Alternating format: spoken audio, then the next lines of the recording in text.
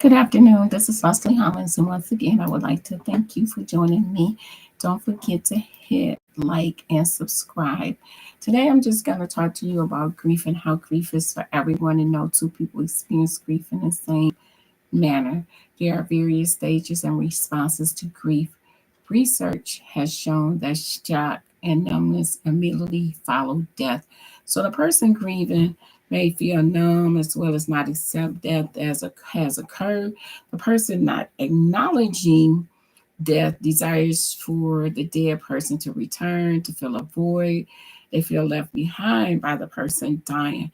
And so there are various emotions experienced, such as anger, crying, and confusion during this time.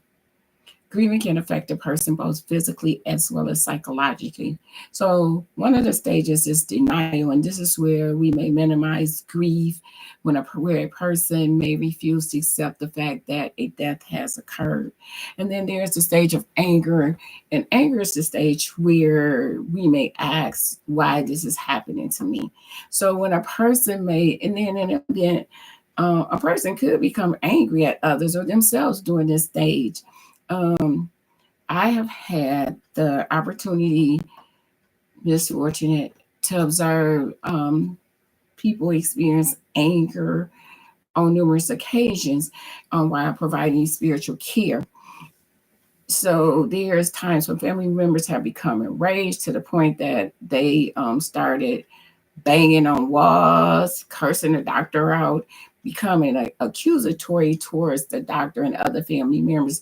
And sometimes they even targeted the doctor because the doctor was not able to cure the patient.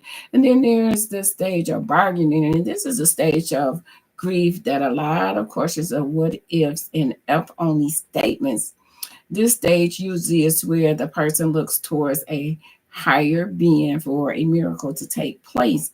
And then there's also where the stage of depression. And in this stage is when people are sad, they're regretful, they're in need of a hug. Sometimes they have feelings of emptiness, sorrow, or grief. Um, Research does indicate that depression is normal when one has had a person die. So this often occurs as the reality of the loss starts to sink in, and then the person finally starts to face what's happening without denial, anger, or bargaining.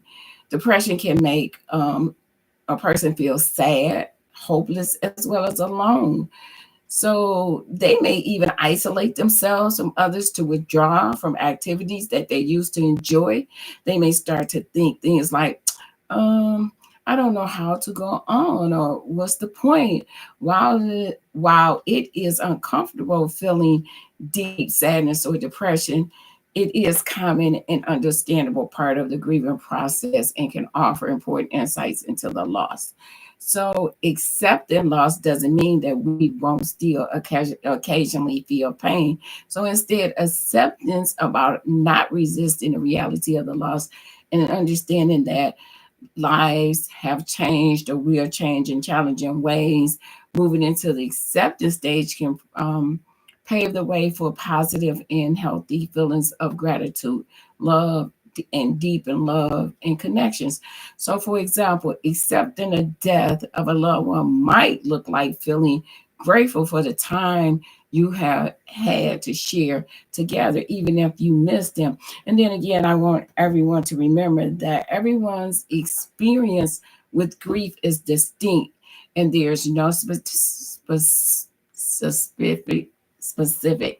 timeline for grieving. Again, everyone's experience with grief is distinct, and there is no specific timeline for grieving.